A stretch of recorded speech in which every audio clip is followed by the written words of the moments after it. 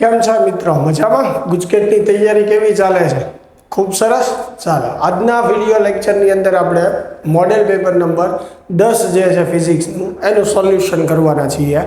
ચાલો તો શરૂઆત કરીએ. પહેલો એમસીક્યુ જે છે, 1 કુલમ વિદ્યુતભાર બરાબર ખાલી જગ્યા ઇલેક્ટ્રોન પરના વિદ્યુતભારનું મૂલ્ય, એટલે કે 1 કુલમ વિદ્યુતભારમાં ઇલેક્ટ્રોનની સંખ્યા ગોતવાની છે. તો Q બરાબર સૂત્ર શું થશે? Ne. તો n બરાબર શું થશે? Q ના છેદમાં E. તો Q જે છે એ કેટલું થશે? 1. E જે છે 1.6 ગુણ્યા 10⁻19 ઘાત. તો તમે 1 ભાગ્યા 1.6 કરશો એટલે 0.625 આવશે. 10⁻19 ઘાત ઉપર જશે તો પ્લસ થશે, એટલે 6.25 ગુણ્યા 10⁻18 ઘાત. એટલે આપણો ફાઇનલ આન્સર જે છે એ શું થશે? 6.25 ગુણ્યા 10⁻18 ઘાત થશે. બરાબર.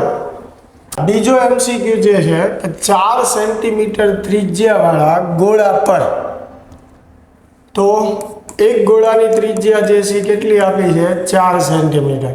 80 માઇક્રોકુલમ, એટલે એના પરનો વિદ્યુતભાર Q1 80 માઇક્રોકુલમ, અને 6 સેન્ટીમીટર ત્રિજ્યાવાળા એટલે R2 કહીએ આને, ગોળા પર 40 માઇક્રોકુલમ વિદ્યુતભાર, જેને આપણે Q2 કહીએ, આપવામાં આવે છે. જો તેમને વાહક તારથી જોડવામાં આવે તો 4 સેન્ટીમીટરના ગોળા પરથી 6 સેન્ટીમીટરના ગોળા પર જતો વિદ્યુતભાર ખાલી જગ્યા હશે. હવે સમજો કે જ્યારે ગોળાઓની ત્રિજ્યા જુદી જુદી હોય ત્યારે આપણે પ્રથમ ગોળા પરનો વિદ્યુતભાર મેળવવો હોય તો એનું સૂત્ર શું છે? QR1 છેદમાં R1 પ્લસ R2.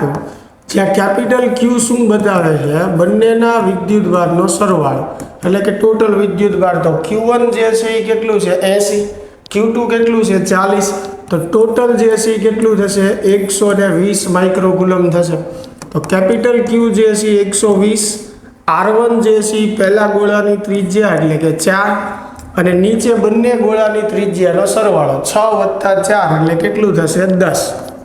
તો મીંડું કેન્સલ, 12 ચોક 48, એટલે પહેલા ગોળા પર હવે વિદ્યુતભાર કેટલો થશે? 48 માઇક્રોકુલમ. એટલે કે બેયને વાહક તારથી જોડીને છૂટા કરવામાં આવે તો પહેલા ગોળા પર પહેલા કેટલો વિદ્યુતભાર હતો? 80, પણ છૂટા પાડ્યા પછી એની પરનો વિદ્યુતભાર પછી કેટલો થઈ જશે? 48 માઇક્રોકુલમ. એવી રીતે બીજા ગોળા પર આપણે મેળવીએ તો એનું સૂત્ર QR2 છેદમાં R1 પ્લસ R2 થશે. હવે કેપિટલ Q 120, R2 જે છે એ 6, નીચે બેયનો સરવાળો. તો અહીંયા પણ મીંડું કેન્સલ, એટલે 72 માઇક્રોકુલમ જે છે એ થશે. ચાલો, તો બીજા ગોળા પર પહેલા કેટલો વિદ્યુતભાર હતો? 40. હવે કેટલો થઈ ગયો? 72. બરાબર. ચાલો, હવે સમજો એને શું કીધું છે કે 4 સેન્ટીમીટર વાળા ગોળા પરથી 6 સેન્ટીમીટરના ગોળા પર જે છે એ કેટલો વિદ્યુતભાર ગયો હશે? બરાબર છે. તો હવે 4 સેન્ટીમીટર વાળા ગોળા પરથી, કેમ કે શરૂઆતમાં જુઓ ક્યાં વિદ્યુતભાર હતો વધારે? તો કે 4 સેન્ટીમીટર વાળા, એની ઉપર કેટલો હતો? 80. બરાબર છે. પછી બીજો જે ગોળો છે એની ઉપર કેટલો હતો? 40. તો આપણે બીજા ગોળા ઉપર જ પૂછ્યું છે કે 6 સેન્ટીમીટર ઉપર કેટલો વિદ્યુતભાર આવ્યો? તો 6 સેન્ટીમીટર ઉપર પહેલા કેટલો હતો? 40. હવે જે છે એ કેટલો થઈ ગયો? 72. તો 72 માંથી આપણે 40 જે છે એ બાદ કરીએ એટલે જવાબ શું આવશે? 32. એટલે કે એની ઉપરનો વિદ્યુતભાર કેટલો વધી ગયો? 32 માઇક્રોકુલમ વધી ગયો. એ ક્યાંથી આવ્યો હશે? 4 સેન્ટીમીટર વાળા ગોળા પરથી જ આવ્યો હશે. એટલે આપણો જવાબ જે છે એ શું આવશે? 32 માઇક્રોકુલમ. 4 સેન્ટીમીટરથી 6 સેન્ટીમીટરના ગોળા પર કેટલો વિદ્યુતભાર ગયો? 32 માઇક્રોકુલમ. ચાલો, તો 32 માઇક્રોકુલમ જે છે એ ઓપ્શન સી જે છે, જો 32 માઇક્રોકુલમ 4 સેન્ટીમીટર ત્રિજ્યાના ગોળા પરથી 6 સેન્ટીમીટર ત્રિજ્યાના ગોળા પર જાય. ચાલો, ક્લિયર? એની પછીનો પ્રશ્ન ત્રીજો, કે 15 ગુણ્યા 10⁴ ઘાત વોલ્ટ પ્રતિ મીટરના વિદ્યુત ક્ષેત્રમાં આલ્ફા કણ પર લાગતું બળ.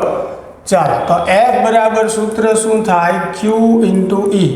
Q એટલે આલ્ફા કણનો વિદ્યુતભાર. આલ્ફા કણનો વિદ્યુતભાર પ્રોટોન કરતાં ડબલ હોય, એટલે કે 3.2 × 10⁻19 જેટલો હોય. અને ઈ જે છે વિદ્યુત ક્ષેત્ર કેટલું આપેલું છે આપણને 15 × 10⁴ બરાબર. હવે અહીંયા તમે સમજી શકો કે 15 × 3 કરીએ તો કેટલું થાય 45 થાય બરાબર છે. એટલે 15 × 3.2 એટલે 45 કરતાં વધારે જશે. એટલે જો બધા ઓપ્શનમાં 4.8 જ આપ્યું છે એટલે કોઈ પ્રશ્ન નથી. એટલે અહીંયા 15 × 3.2 કરશું એટલે એ 48 થાય અને -19 + 4 એટલે 10⁻15 થશે. તો 1 પોઈન્ટ કાપીએ એટલે 4.8 × 10⁻14 ન્યૂટન થશે.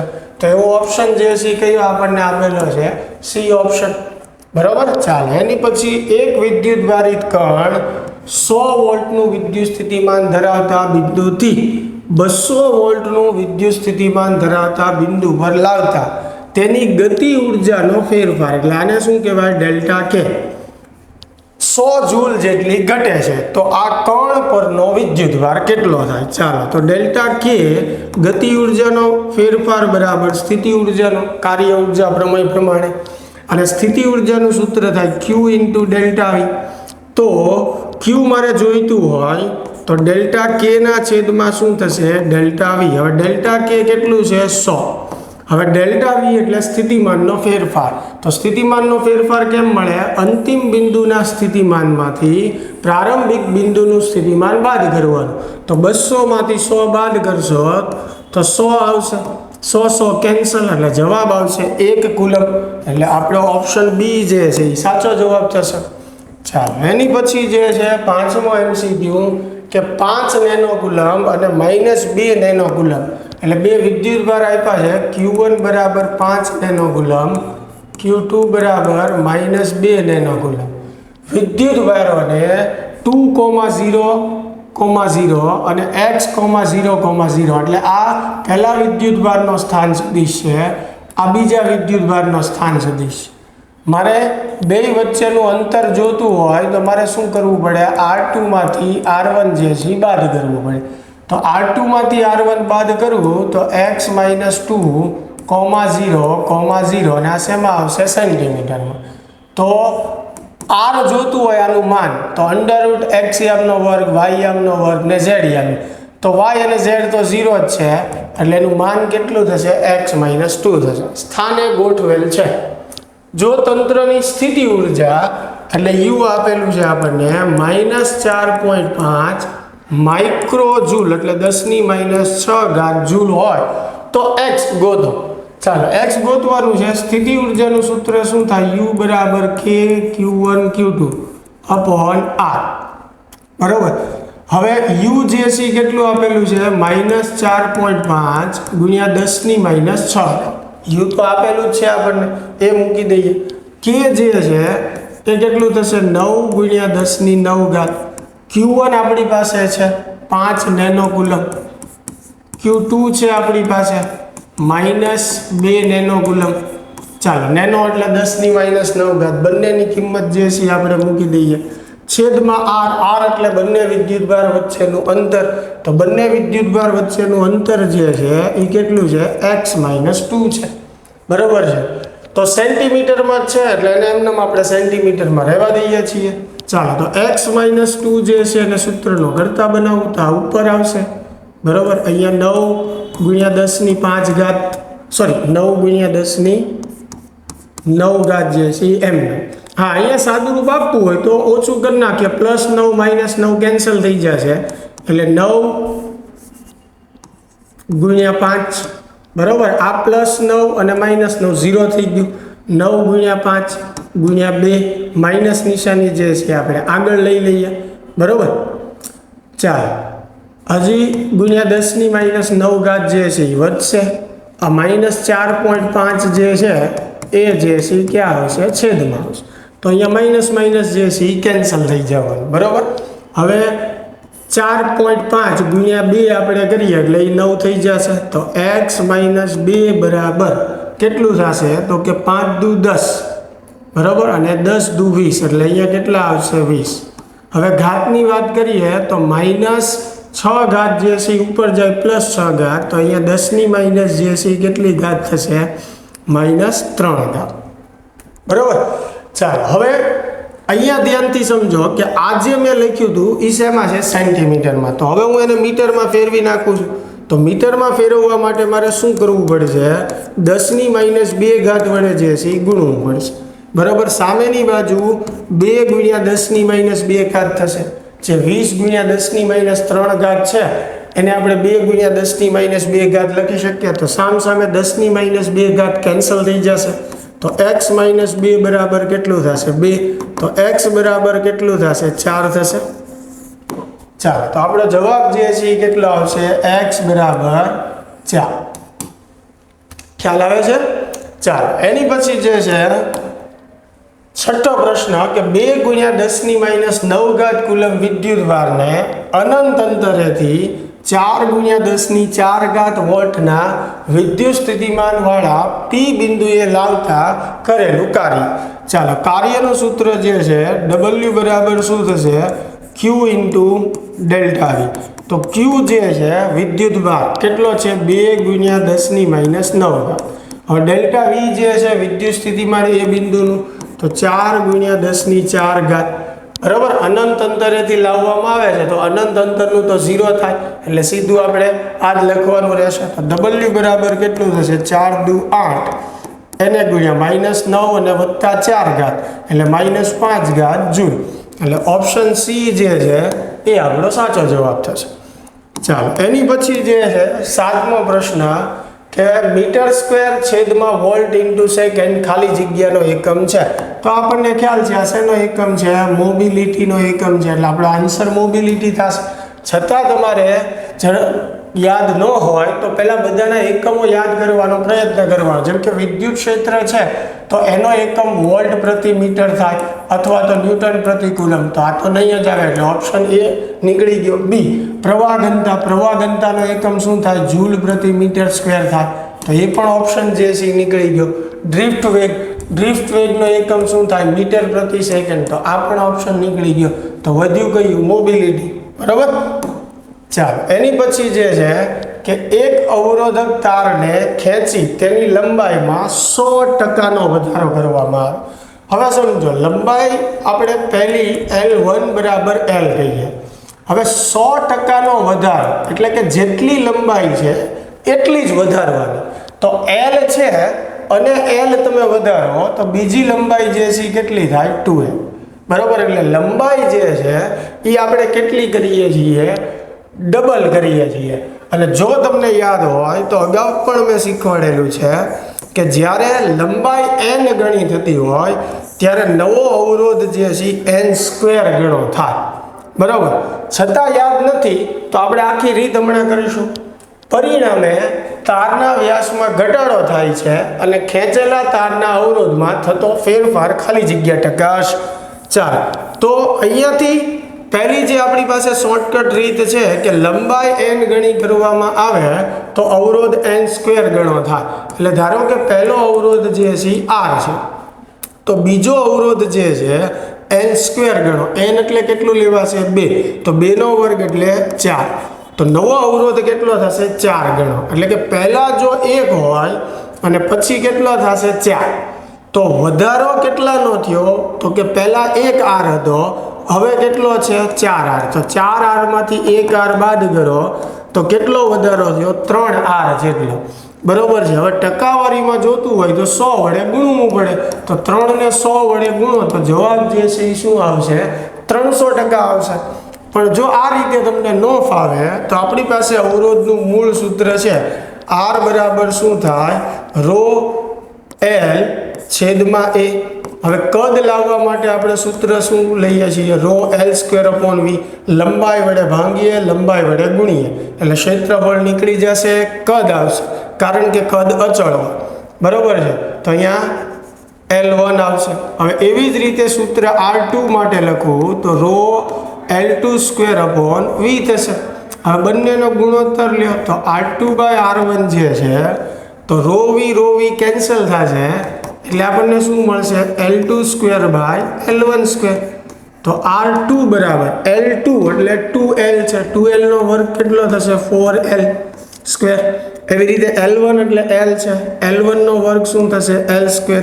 એને ગુણ્યા R1 એટલે R, તો L2 કેન્સલ, જવાબ શું આવશે 4R. તો પહેલા અવરોધ R હતો, હવે 4R થયો, તો વધારો કેટલાનો થયો 3R નો. 4 માંથી 1 બાદ કરવાનો, ટકાવારીમાં જોતું હોય તો 100 વડે ગુણી નાખ. ચાલો ક્લિયર, એટલે જવાબ જે છે આપણો એ આવશે 300%.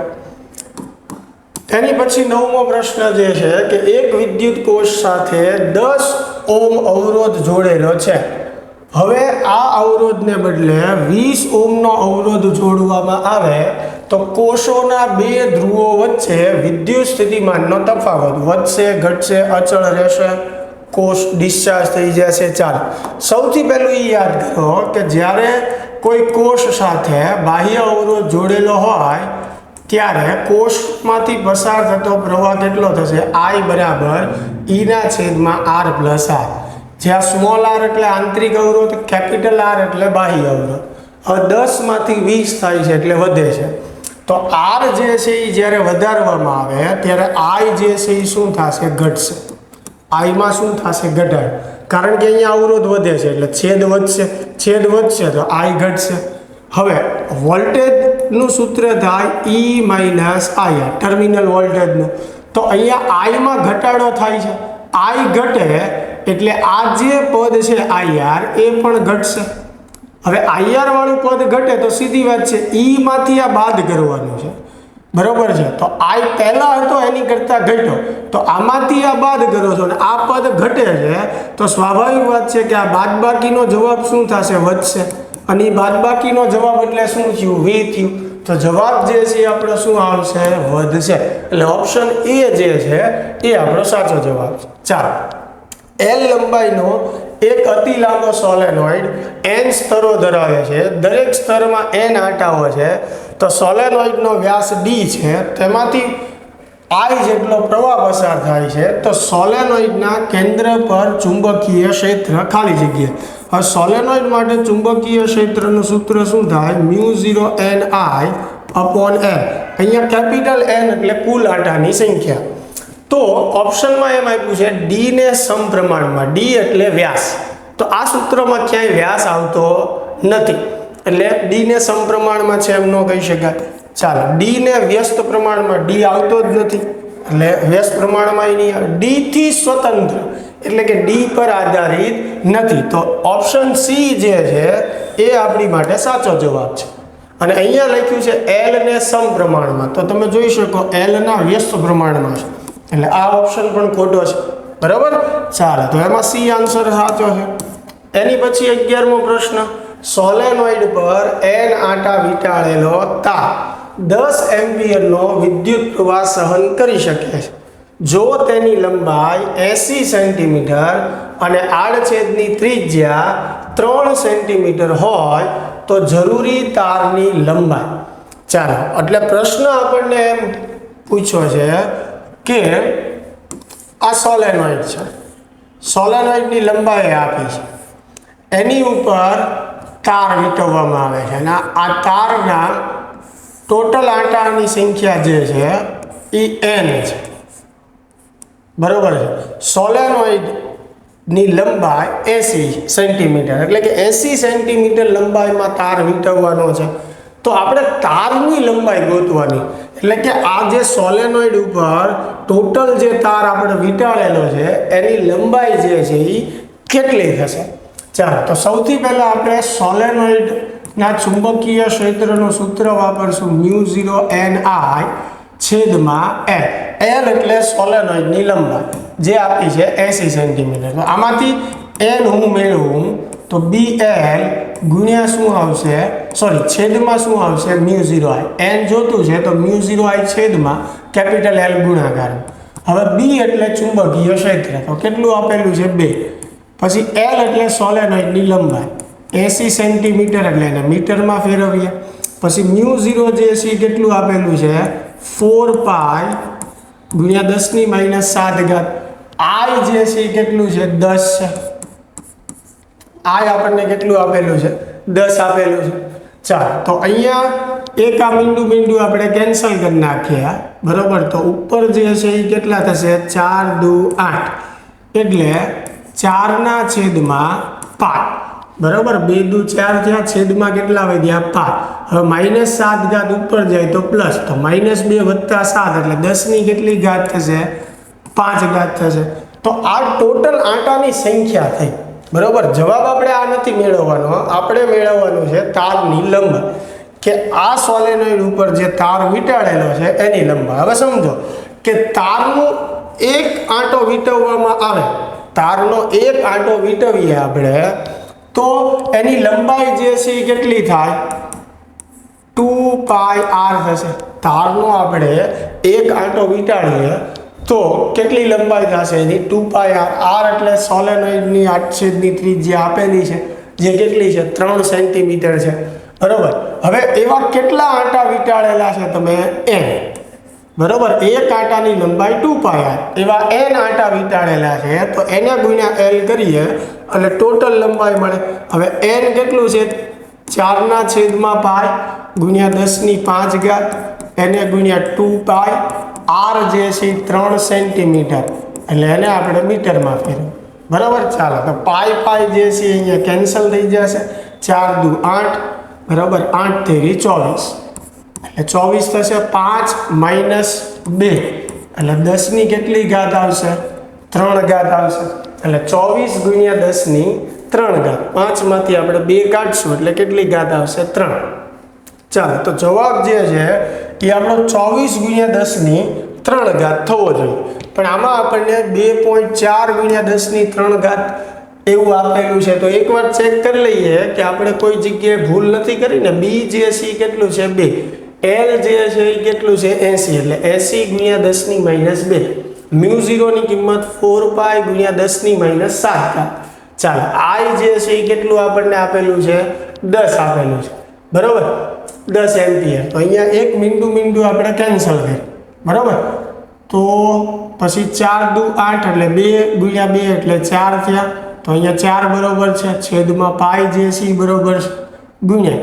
હવે ઉપર -2 ઘાત છે, -7 જે છે ઉપર જશે તો +7, તો 7 - 2 એટલે કેટલા થશે? 5 ઘાત. તો આંટાની સંખ્યા તો બરોબર. ચાલો, હવે મારે l જોતું હોય તો l ગુણ્યા 2πr કરવું પડે. તો 4/π ગુણ્યા 10 ની 5 ઘાત 2π. પછી આડછેદની ત્રિજ્યા જે છે આપણને 3 સેન્ટીમીટર, એટલે 3 ગુણ્યા 10 ની -2 ઘાત, બરાબર. તો પાઈ કેન્સલ કર્યું. 4 દુ 8, 8 તેરી 24, એટલે અહીંયા ત્યાં 24.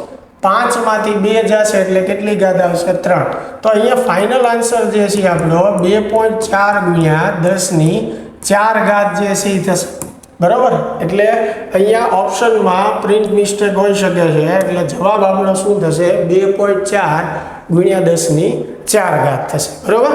ચાલો, એની પછી જે છે 12મો પ્રશ્ન કે 10 સેન્ટીમીટર બાજુઓ વાળા એક ચોરસ ગુચળાને 20 આંટા છે, તેમાંથી 12 એમ્પિયરનો વિદ્યુત પ્રવાહ પસાર થાય છે. આ ગુચળું શિરોલંબ લટકાવેલું છે અને ગુચળાનો સમતલનો લંબ 0.80 ટેસ્લા મૂલ્યના સમશિતિત નિયમિત ચુંબકીય ક્ષેત્ર સાથે 30 નો ખૂણો બનાવે છે. તો ગુચળું કેટલું ટોર્ક અનુભવશે? ચાલો, ટોર્કનું સૂત્ર શું થાય? mb sin theta. થીટા જે છે એ કેટલું છે? 30 છે, બરાબર છે. હવે m નથી તો m ની જગ્યાએ શું લખી શકાય? NIA. b as it is, sin 30 ની કિંમત પછી મૂકશું. ચાલો, a એટલે શું થશે? ક્ષેત્રફળ, બરાબર. તો એ મૂકી દેશું સાથે સાથે ગણતરીમાં. હવે n આંટાની સંખ્યા 20 આપણને આપેલી છે. i જે છે કેટલું આપેલું છે આપણને? 12. a જે છે એ ક્ષેત્રફળ. ચાલો, ક્ષેત્રફળ આપણે મેળવવું હોય તો લંબાઈ ગુણ્યા લંબાઈ ચોરસ માટે, બરાબર. પણ એ જે છે એ મીટરમાં ફેરવવું પડશે, એટલે 0.1 ગુણ્યા 0.1 એ આપણું ક્ષેત્રફળ થઈ ગયું. બી એટલે ચુંબકીય ક્ષેત્ર 0.8 અને sin 30 જે છે એ કેટલું થશે? 1 અથવા તો 0.5 જે છે એ લખી નાખ, બરાબર. તો ફાઇનલ આન્સર જે છે એ આપણો શું થશે? આ ગુણાકાર કરી નાખો એટલે 0.96 ન્યૂટન ઇન્ટુ મીટર. ચાલો, ક્લિયર. એની પછી જે છે 13મો પ્રશ્ન ચુંબકીય ધ્રુવમાનનો એકમ. હવે જો ધ્રુવમાન જે છે એને આપણે દર્શાવીએ P વડે અને એનો એકમ આપણને ખ્યાલ છે કે એમ્પિયર ઇન્ટુ મીટર થાય. પણ અહીંયા ઓપ્શનમાં તમે જોઈ શકો કે એવો ઓપ્શન નથી. Q અને V સ્વરૂપે છે, જ્યાં Q વિદ્યુતભાર છે અને V જે છે એ વેગ છે. થોડુંક ટ્વિસ્ટ કરેલું છે.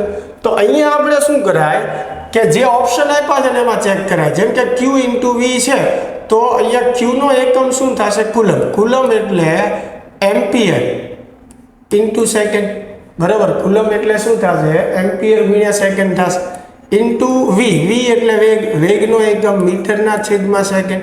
તો second second cancel, ampere into metre. તો પહેલા જ ઓપ્શનમાં જવાબ આવી ગયો. Q ઇન્ટુ V જે છે આપણો એકમ જે છે એ થશે. છતાં ચેક કરવું હોય તો બીજા ઓલામાં તમે Q ના છેદમાં V, તો અહીંયા Q નો એકમ એમ્પિયરના છેદમાં સેકન્ડ, અહીંયા વેગનો એકમ મીટર પ્રતિ સેકન્ડ. તો આ કરશો એટલે ખ્યાલ આવી જશે. એટલે આપણે જેમાં એમ્પિયર ઇન્ટુ મીટર આવે એ આપણી માટે સાચો ઓપ્શન થશે. તો એ જે છે આપણો સાચો ઓપ્શન છે. ચાલો, એની પછી ચુંબકીય ક્ષેત્રની તીવ્રતા. ચુંબકીય ક્ષેત્રની તીવ્રતા શું દર્શાવે છે? ચુંબકના એકમ ધ્રુવમાન દીઠ ઉદ્ભવતું ચુંબકીય બળ, બરોબર. F આપણે સૂત્ર જે લખીએ, F બરાબર શું થાય? P into B. તો B બરાબર શું થશે?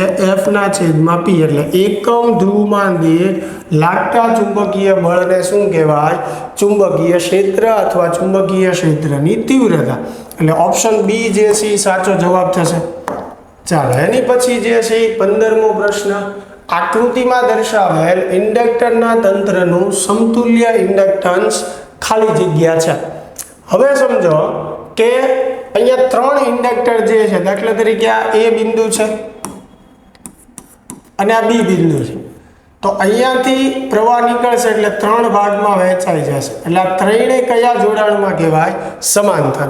હવે ઇન્ડક્ટરના કેસમાં જેમ અવરોધમાં આપણને સમતુલ્ય અવરોધ મળે, એવી જ રીતે ઇન્ડક્ટરના કેસમાં સૂત્ર આવે 1/L બરાબર 1/L1 plus 1/L2 plus 1/L3, બરાબર. સમાંતર જોડાણમાં શ્રેણીમાં હોય તો સીધો સરવાળો થશે. તો આ જે છે એ સમાંતર જોડાણમાં છે એટલે સમાંતરનું સૂત્ર વાપરશું. જો શ્રેણીમાં હોત તો સીધો સરવાળો થાત, L1 plus L2 plus L3. આપણે સમતુલ્ય ઇન્ડક્ટન્સ એટલે L જોતું છે.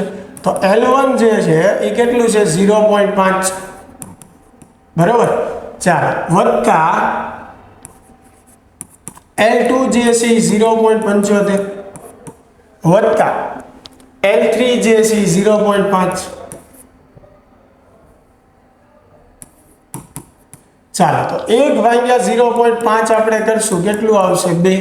સેમ એવી રીતે અહીંયા પણ જે છે આ પદ જે છે 1/0.5 કેટલું આવશે? 2. 1/0.75 કરશો તો 1.33 આવશે, બરોબર.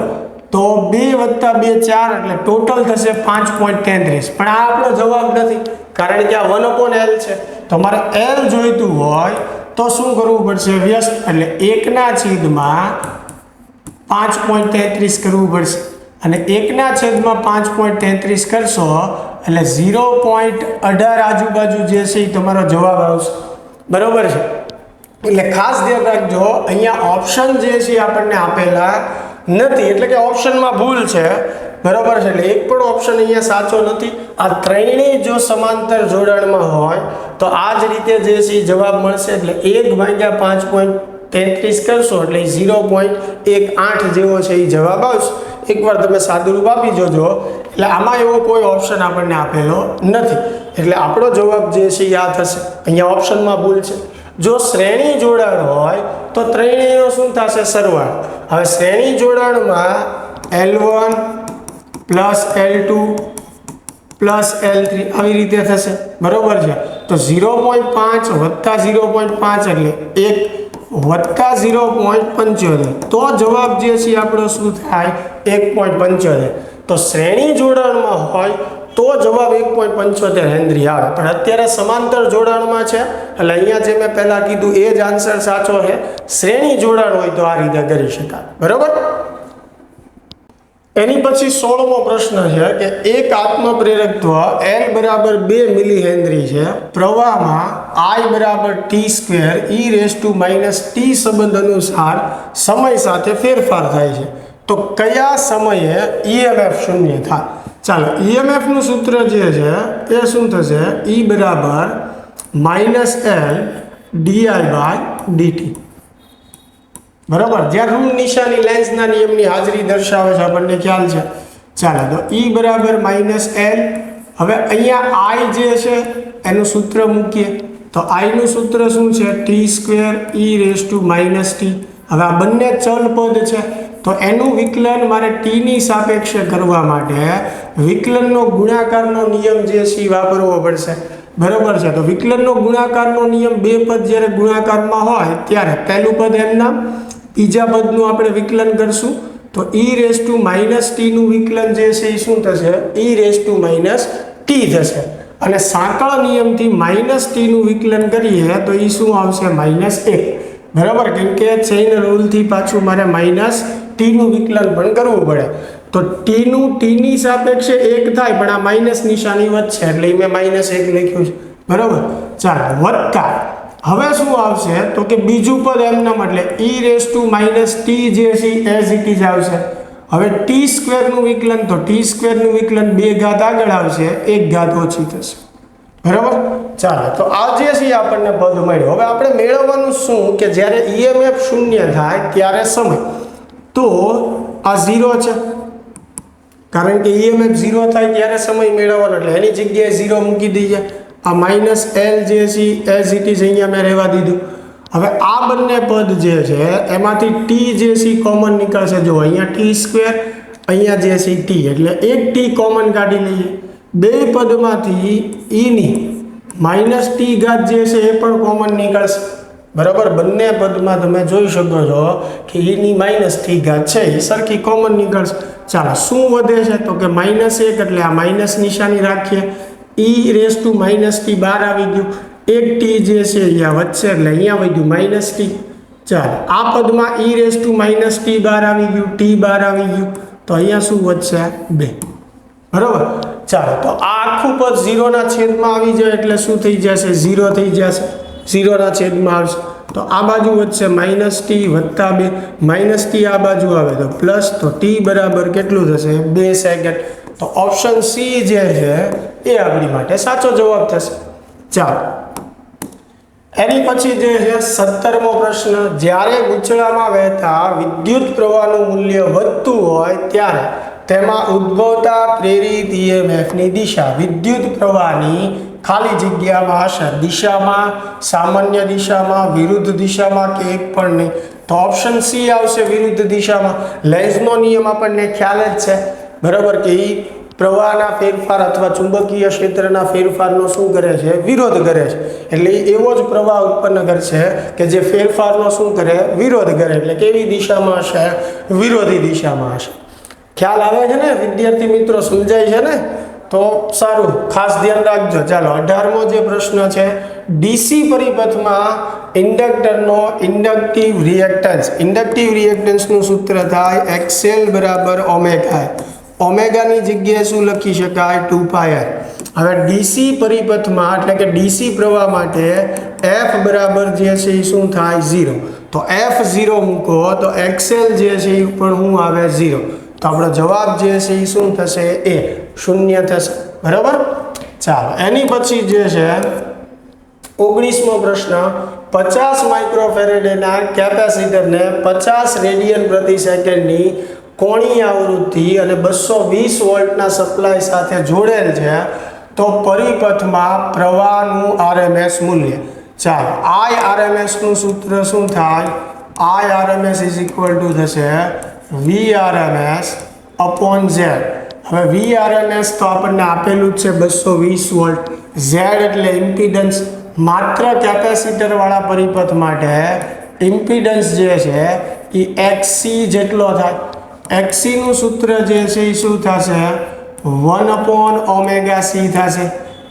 ઓમેગા સી જે છે ઉપર જતું રહેશે તો VRMS × ઓમેગા × C.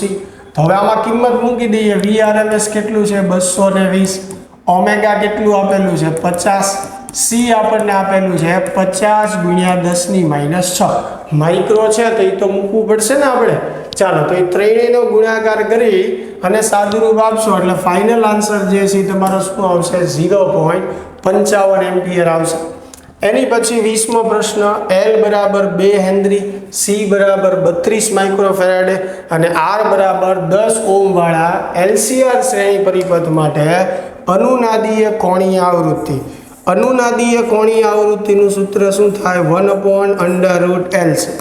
બરાબર. હવે L જે છે એની કિંમત કેટલી આપી છે? 2. C કેટલું આપ્યું છે? 32 માઇક્રો. બરાબર. તો સાદુરૂપ આપવામાં આપણે ધ્યાન રાખવાનું, વર્ગમૂળ છે 32 ગુણ્યા 2 64, 64નું વર્ગમૂળ એટલે 8. હવે 10⁻6 ઘાતનું વર્ગમૂળ જે છે એ શું નીકળશે? 10⁻3. 1/8 કરશો એટલે 0.125 આવશે. 10⁻3 ઘાત ઉપર જાય તો +3 ઘાત થાય. એ +3 ઘાત ગુણી નાખો તો 125 રેડિયન પ્રતિ સેકન્ડ થશે. તો આપણો જવાબ શું થશે? 125, બી ઓપ્શન. એની પછી 21મો પ્રશ્ન જે છે, ટ્રાફિક પોલીસ દ્વારા ઇન્ટરસેપ્ટર વાનમાં ખાલી જગ્યા તરંગોનો ઉપયોગ થાય છે. બરાબર. તો એમાં જવાબ જે છે એ શું આવશે? માઇક્રોવેવ તરંગો આવશે. તમે વિદ્યુત ચુંબકીય તરંગો વિશે વાંચશો એટલે તમને ખ્યાલ આવશે. ચાલો એની પછી નીચેનામાંથી કયા વિદ્યુત ચુંબકીય તરંગોની તરંગ લંબાઈ સૌથી વધુ છે? શું પૂછ્યું છે કે તરંગ લંબાઈ જે છે સૌથી વધારે કોની હોય? તો સૌથી વધારે તરંગ લંબાઈ કોની હોય? રેડિયો તરંગની. બરાબર છે. સૌથી ઓછી કોની હોય? ગામા કિરણો. આપણને સૌથી વધુ પૂછ્યું છે તો જવાબ એમાં શું આવશે? રેડિયો તરંગ. ચાલો એની પછી જે છે 23મો પ્રશ્ન, હીરાનો ઝળહળાટ ખાલી જગ્યાના કારણે છે. તો આપણને ખ્યાલ છે શેના કારણે છે? પૂર્ણ આંતરિક પરાવર્તનના કારણે. એટલે એમાં જવાબ જે છે એ ડી આવશે. ચાલો એની પછી 24મો પ્રશ્ન, -20 સેન્ટીમીટર અને +10 સેન્ટીમીટર કેન્દ્ર લંબાઈ ધરાવતા બે લેન્સને પાસે ગોઠવીને સંયુક્ત લેન્સ બનાવતા તેનો પાવર. હવે સંયુક્ત લેન્સ માટે કેન્દ્ર લંબાઈનું સૂત્ર શું થાય?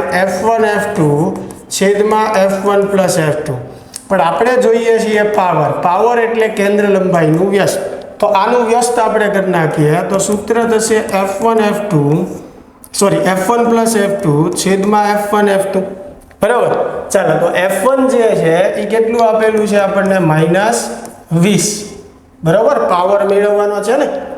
ચાલો હવે F2 જે છે એ આપણને કેટલું આપેલું છે? 10. સંજ્ઞા સહિત જે છે આપણે મૂકવાનું છે, તો એમાં ખાસ ધ્યાન રાખવાનું. હવે બીજી વસ્તુ, અહીંયા એકમ જે છે આપણને શેમાં આપેલો છે? ડાયોપ્ટરમાં આપેલો છે. તો આપણે આને મીટરમાં જે છે એ ફેરવવું પડશે. એટલે 20 સેન્ટીમીટર જે છે એને આપણે 0.2 કરી નાખીએ. બરાબર. અને એ માઇનસ છે એટલે -0.2. એવી જ રીતે જે છે એ 0.1 થશે.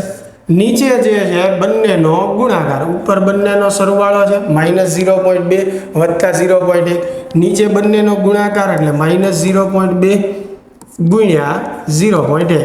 ચાલો તો ઉપર -0.2 વત્તા 0.1 એટલે -0.1 થશે. બેનું સાદુરૂપ. નીચે જે છે એ આવશે -0.02 આવશે. માઇનસ જે છે એ કેન્સલ થઈ જશે. બરાબર છે. તો હવે 0.1 છે તમે સમજી શકો એને 1/10 લખી શકાય. પછી આ જે છે ને આપણે 2/100 લખી શકીએ. તો શું સાદુરૂપ થાય? 1/10 અને અહીંયા થશે 100/2. તો 0 કેન્સલ એટલે 2 × 5 = 10. બરાબર. તો આપણો ફાઇનલ જવાબ જે છે, અને જવાબ પ્લસ આવે, જો માઇનસ કેન્સલ થઈ જાય એટલે આનો જવાબ આવ્યો 5 ડાયોપ્ટર. તો ઓપ્શન સી જે છે એ આપણો સાચો જવાબ થશે. બરાબર. ચાલો એની પછી જે છે 25મો પ્રશ્ન, કિરણનો રંગ કયા ગુણને આભારી છે? ચાલો તો જ્યારે રંગ બદલાય ત્યારે શું બદલાય? આવૃત્તિ. બરાબર. તો જવાબમાં શું આવશે? કિરણનો રંગ કયા ગુણધર્મને આભારી છે? આવૃત્તિને. વિવર્તન ભાતમાં મધ્યસ્થ અધિકતમની કોણીય પહોળાઈ ખાલી જગ્યા પર આધારિત નથી. ચાલો શું પૂછ્યું છે? મધ્યસ્થ અધિકતમની કોણીય પહોળાઈ ખાલી જગ્યા પર આધારિત નથી. કોણીય પહોળાઈનું સૂત્ર શું થાય? θ = λ/a. પણ બંને બાજુ હોય એટલે 2θ બરાબર 2 લેમ્બડા બાય એ લખીએ. તો શેના પર આધારિત નથી એવું પૂછ્યું છે. તો અહીંયા જુઓ, પ્રકાશની આવૃત્તિ પર, અહીંયા સમજો લેમ્બડા બદલાય તો એફ બદલાવાનું, અને એફ બદલાય તો થીટા પણ બદલાશે, એટલે એની ઉપર આધારિત છે. તરંગ લંબાઈ પર, તો તરંગ લંબાઈ ઉપર આધાર રાખે, સૂત્રમાં જોઈ શકીએ. સ્લિટની પહોળાઈ એટલે કે એ, તો એ ઉપર આધાર રાખે. સ્લિટ અને ઉદ્ગમ વચ્ચેનું અંતર, જેને આપણે કહીએ કેપિટલ ડી, તો સૂત્રમાં તમે જોઈ શકો કેપિટલ ડી નથી, બરાબર. એટલે એનો અર્થ એવો થયો કે એની કોણીય પહોળાઈ કેપિટલ ડી સ્લિટ અને ઉદ્ગમ વચ્ચેના અંતર પર આધારિત નથી. એટલે જવાબ જે છે આપણો શું આવશે? ડી. એની પછી જે છે એ 27મો પ્રશ્ન, વિવર્તનના પ્રયોગમાં લાલ પ્રકાશને બદલે વાદળી પ્રકાશ વાપરવામાં આવે ત્યારે, બરાબર. ચાલો, લાલ પ્રકાશની બદલે આપણે વાદળી પ્રકાશ જે છે એ વાપરીએ તો શું થાય? જો તમને યાદ હોય તો આપણે જે દ્રશ્ય પ્રકાશમાં 7 રંગોની વાત કરીએ, જાંબલી, વાદળી, પીનારા, બરાબર, જાંબલી, નીળો, વાદળી, લીલો, પીળો, નારંગી ને રાત, બરાબર. તો સૌથી વધારે તરંગ લંબાઈ જે છે એ રાતા રંગની હોય, સૌથી ઓછી જે છે એ જાંબલી રંગની હોય, બરોબર છે. એટલે જો રાતાની બદલે, એટલે સૌથી વધારે રાતા રંગનો, જેમ નીચે આવે એમ તરંગ લંબાઈ ઘટે, બરોબર છે. તો લાલ રંગની બદલે વાદળી રંગ વાપરો છો એટલે એનો અર્થ એવો થયો કે તરંગ લંબાઈ તમે ઘટાડો છો. તો અહીંયા આપણને એક ખ્યાલ આવે છે કે લેમ્બડા જે છે એ ઘટે છે. ચાલો હવે વાંચીએ કે શલાકાઓ વધારે પહોળી બને, શલાકાઓની પહોળાઈ બદલાશે નહીં, શલાકાઓ વધુ સાંકડી બને. હવે શલાકાની પહોળાઈનું સૂત્ર યાદ કરો તો લેમ્બડા ડીના છેદમાં 2d થાય, શલાકાની પહોળાઈનું સૂત્ર. અને તમે જોઈ શકો કે લેમ્બડા જો ઘટશે તો પહોળાઈ ઘટશે, અને પહોળાઈ ઘટે એટલે આપણે શું કહી શકીએ કે શલાકાઓ જે છે એ વધુ સાંકડી બનશે, બરોબર. એટલે જવાબ જે છે આપણો સી આવશે. ચાલો, યંગના 2 સ્લિટના પ્રયોગમાં સ્લિટોને 6000 એંગસ્ટ્રોમના પ્રકાશથી પ્રકાશિત કરવામાં આવેલી છે. જો મધ્યસ્થ અધિકતમ શલાકા માટે પદ તફાવત 0 હોય તો ચોથી પ્રકાશિત શલાકા માટે પદ તફાવત કેટલો હોય? હવે પ્રકાશિત શલાકા માટે પદ તફાવતનું સૂત્ર શું થાય? n લેમ્બડા થાય. હવે n બરાબર 4 ચોથી શલાકા માટે, લેમ્બડા જે છે 6000 એંગસ્ટ્રોમ એટલે 6 × 10⁻7 લખી શકાય. તો 6 ચોક 24 × 10⁻7, તો 24 × 10⁻7. તો એની બદલે આપણને ઓપ્શનમાં આપેલું છે 2.4 × 10⁻6. એક પોઈન્ટ આપણે કાપી નાખીએ એટલે ઓપ્શન એ જે છે એ આપણો સાચો જવાબ છે. એની પછી 29મો પ્રશ્ન, 1 મેગા ઇલેક્ટ્રોવોલ્ટ ઉર્જા ધરાવતા ફોટોનનું વેગમાન. ચાલો, ફોટોન માટે ઉર્જાનું એક સૂત્ર P × C થાય, જ્યાં P એટલે વેગમાન, તો E ના છેદમાં શું આવશે? C. હવે E એટલે ઉર્જા, ઉર્જા આપી છે 1 મેગા એટલે 10⁶, ઇલેક્ટ્રોવોલ્ટને આપણે જૂલમાં ફેરવી નાખીએ એટલે ગુણ્યા 1.6 × 10⁻19. હવે C જે છે 3 × 10⁸ કરવાનું. તો ફક્ત હવે આપણે શું કરવાનું છે? સાદુરૂપ જે છે આપવાનું છે. તો આન્સર જે છે આપણો શું થશે? 5 × 10⁻22 થશે, બરાબર. વ્યવસ્થિત સાદુરૂપ આપવાનું, ઘાત નહીં આપણે ગણી જોવાનું, એટલે ક્યાંય ભૂલ ન થાય. ઘણીવાર એવું થાય કે આપણને સૂત્ર આવડતું હોય, કિંમતે સાચી મૂકીએ, સાદુરૂપમાં થોડીક ઉતાવળ કરીએ, ત્યાં જવાબ જે છે એ બદલાઈ જતો હોય. એટલે એકવાર એમાં ખાસ ધ્યાન રાખવાનું. ચાલો, 30મો પ્રશ્ન, એક પ્રોટોન પૃથ્વીના ગુરુત્વ ક્ષેત્રમાં મુક્ત પતન શરૂ કરે છે, તો તેની ગતિની શરૂઆત બાદ 10 સેકન્ડ પછી તેને અનુરૂપ દ્રવરોગલી તરંગ લંબાઈ કેટલી હશે? બરાબર. ગુરુત્વાકર્ષણ સિવાયના બળ આપણને અવગણવાનું કીધું. તો સૌથી પહેલાં તો 10 સેકન્ડ પછી આપણે એનો વેગ મેળવીએ, બરાબર. તો v - v0 બરાબર at સૂત્ર છે. પ્રારંભિક વેગ 0, એની જગ્યાએ g લખીએ, મુક્ત પતન કરે છે તો g 10 લેવાનું કીધું છે, t પણ 10, તો એનો વેગ જે છે એ કેટલો થશે? 100. ચાલો, તો તરંગ લંબાઈનું સૂત્ર જે છે આપણી પાસે લેમ્બડા બરાબર h ના છેદમાં mv. તો h જે છે 6.63 × 10⁻34.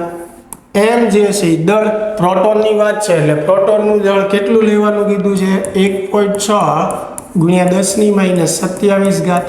વેગ જે છે 100 એટલે એની જગ્યાએ 10⁻2 ઘાત લખી નાખું. તો ફાઇનલ આનું સાદુરૂપ આપી દેશો એટલે જવાબ આવશે 39.6 એંગસ્ટ્રોમ. એંગસ્ટ્રોમ એટલે 10⁻10 ઘાત. તો અહીંયા જે ઘાત નહીં આવે છે એ ખાસ આની સાથે વેરીફાઈ કરી લેવાનું, બરાબર. ચાલો એની પછી જે છે 31મો, દ્રવ્ય તરંગોની તરંગ લંબાઈ કઈ ભૌતિક રાશિથી સ્વતંત્ર છે, એટલે કે કઈ ભૌતિક રાશિ પર આધારિત નથી. તો હમણાં જ આપણે એનું સૂત્ર લખ્યું, બરાબર. લેમ્ડા બરાબર h/mv. તો દળ ઉપર આધાર રાખે અને વેગ ઉપર આધાર રાખે, અને વેગ બદલાય તો વેગમાન નહીં બદલાય. તો દળ ઉપર તો આધાર રાખે છે, વેગ ઉપર આધાર રાખે છે, વેગમાન ઉપર આધાર રાખે. તો શેના પર આધાર નહીં રાખે? વિદ્યુત ભાર. એટલે સાચો ઓપ્શન આપણો શું થશે? ડી, વિદ્યુત ભાર પર આધારિત નથી અથવા એનાથી સ્વતંત્ર છે. તેની પછીનો પ્રશ્ન, હાઇડ્રોજન પરમાણુમાં પ્રથમ ઉત્તેજિત અને દ્વિતીય ઉત્તેજિત અવસ્થામાં ઇલેક્ટ્રોનની ઉર્જાનો ગુણોત્તર. ચાલો પ્રથમ ઉત્તેજિત અવસ્થા જે છે એટલે એની માટે n બરાબર 2 છે, બરાબર. દ્વિતીય ઉત્તેજિત અવસ્થા એટલે n બરાબર 3. એનો ગુણોત્તર લઈએ. કુલ ઉર્જાનું સૂત્ર થાય -13.6 છેદમાં n/2. n બરાબર 2 લેવાનું છે. સેમ એવી રીતે નીચેની માટે, બરાબર. દ્વિતીય ઉત્તેજિત માટે n બરાબર કેટલું લેવાનું છે? 3 લેવાનું છે. અને 2 ઇલેક્ટ્રોવોલ્ટમાં જ છે એટલે એકમ તો કેન્સલ થઈ જશે. તો માઇનસ માઇનસ કેન્સલ, 13.6 કેન્સલ, 3નો વર્ગ 9 ઉપર જશે, 2નો વર્ગ 4 નીચે આવશે. તો 9/4 એટલે ઓપ્શન સી જે છે આપણો સાચો જવાબ થશે. એની પછી 33મો, હાઇડ્રોજન જેવા A અને B પરમાણુઓની આયનીકરણ સ્થિતિમાન અનુક્રમે VA અને VB હોય અને જો VB > VA હોય તો ખાલી જગ્યા. હવે નીચે તમે જોઈ શકો ત્રિજ્યાનો સંબંધ આપણને આપ્યો. હવે કુલ ઉર્જાનું સૂત્ર યાદ કરો તમે હાઇડ્રોજન માટે, તો E બરાબર થાય -E²/8πε0r. આ તો કુલ ઉર્જા છે. હવે આયનીકરણ ઉર્જા એટલે તો કે ઇલેક્ટ્રોનને દૂર કરવા માટે આપવી પડતી ઉર્જા, જે બહારથી આપવી પડે એટલે એનું સૂત્ર પ્લસ થાય E²/8πε0r. તો અહીંયા આયનીકરણ ઉર્જા એ ત્રિજ્યાના વ્યસ્ત સંબંધમાં છે, બરોબર છે. તો જેનું આયનીકરણ સ્થિતિમાન વધારે હોય એની ત્રિજ્યા ઓછી હોય. તો અહીંયા સ્થિતિમાન કોનું વધારે છે? આયનીકરણ બી નું. તો એની ત્રિજ્યા ઓછી હશે તો કોની વધારે હશે? એ ની, બરોબર. એટલે RA > શું આવશે? RB. એટલે ઓપ્શન એ જે છે એ આપણી માટે સાચો જવાબ થશે. એની પછી ઇલેક્ટ્રોનની ઋણ ઉર્જાએ ઇલેક્ટ્રોનની ખાલી જગ્યા અવસ્થા દર્શાવે. ઋણ અવસ્થા શું દર્શાવે છે? કે ઇલેક્ટ્રોન બંધનમાં છે, એટલે કે એની બંધિત અવસ્થા જે છે એ દર્શાવે છે. ચાલો એની પછી 35મો પ્રશ્ન, Pu94-239 ના વિખંડનના ગુણધર્મો યુરેનિયમ જેવા જ છે અને એક વિખંડન દીઠ 180 મેગા ઇલેક્ટ્રોવોલ્ટ ઉર્જા મળતી હોય તો Puના 1 કિલોગ્રામમાં બધા પરમાણુઓ વિખંડન પામે તો કેટલી ઉર્જા મળે?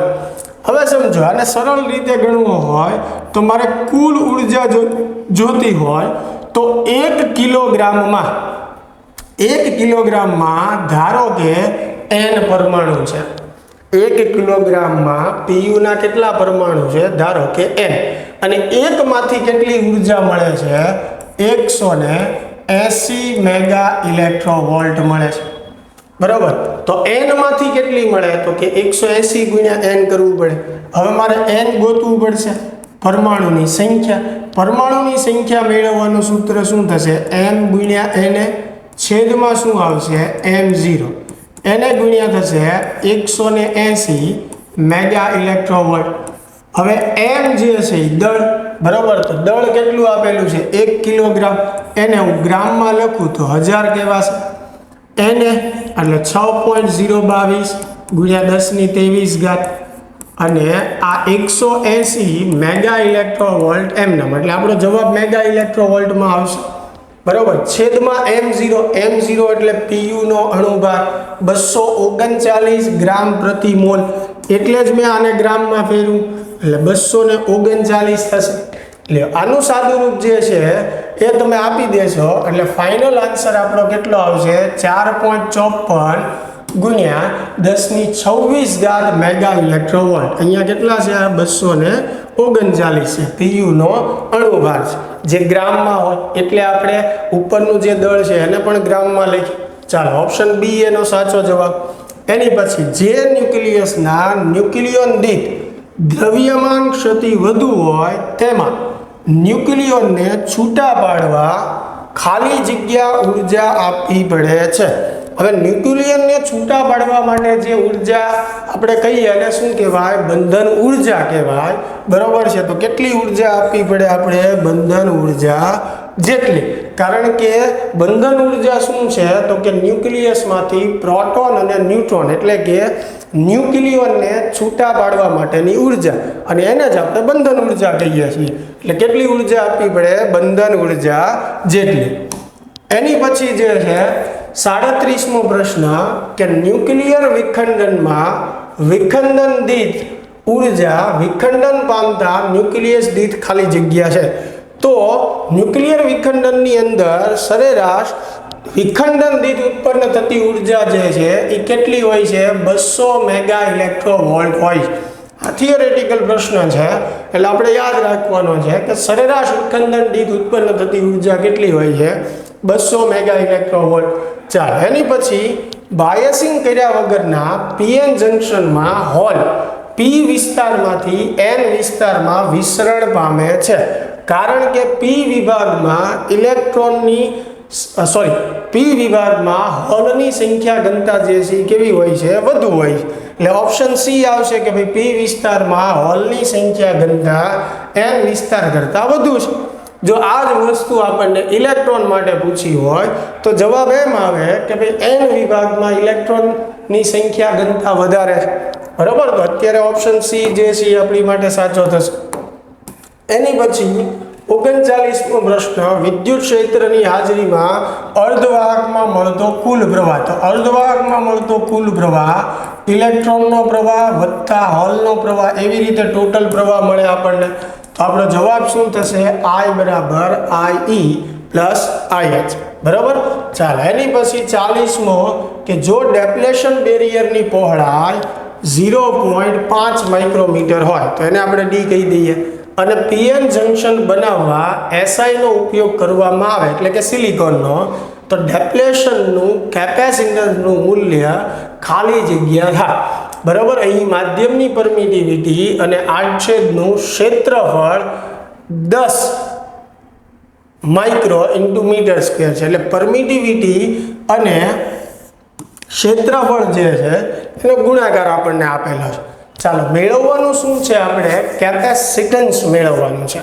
બરાબર છે. હવે કેપેસિટન્સ માટે આપણે વાત કરીએ તો એક સૂત્ર જે છે આપણી પાસે છે C બરાબર શું થશે? ε0 A/d. બરાબર. શું થશે? ε0 A/d. હવે ε0 ઇન્ટુ A જે છે એ કેટલું આપ્યું છે? 10 માઇક્રો. બરાબર. Into metre square. તો ε0 10 માઇક્રો એટલે 10⁻6. આ બેનો ગુણાકાર આપ્યો છે 10 માઇક્રો ઇન્ટુ મીટર સ્ક્વેર એટલે 10 ગુણ્યા 10⁻6. હવે ડી જે છે કેટલું આપ્યું છે? 0.5 માઇક્રો. બરાબર. તો 10 ભાગ્યા જે છે આપણે 0.5 જે છે એ કરવાનું. -6 જે છે એ કેન્સલ થઈ જશે. તો અહીંયા 10 બરાબર છેદમાં 0.5 એટલે એને આવી રીતે લખી શકશું. તો 5 દુ 10, 10 ગુણ્યા 2 એટલે કેટલું થશે? 20. તો ફાઇનલ આન્સર જે છે આપણો કેટલો થશે? 20 થશે. તો આપણો આ પેપરનો લાસ્ટ પ્રશ્ન જે છે એ હતો. ટોટલ આપણે 10 મોડલ પેપર જે છે અત્યાર સુધીમાં સોલ્વ કર્યા છે, અને ઘણા ઇનફ છે. જો તમે વ્યવસ્થિત પ્રેક્ટિસ કરો અને વ્યવસ્થિત મહેનત કરો તો ગુજકેટમાં સારામાં સારા ફિઝિક્સમાં તમે માર્ક લાવી શકો છો. 40માંથી પણ 40 લાવી શકાય છે. એક તમારે વ્યવસ્થિત ડિસિપ્લિન, કોન્સન્ટ્રેશન અને પ્રેક્ટિસની જરૂર હોય છે. બરાબર. તો ખાસ મહેનત કરતા રહેજો, ભણતા રહેજો, પ્રેક્ટિસ કરતા રહેજો. All the very best. મળીએ હવે નેક્સ્ટ લેક્ચરમાં.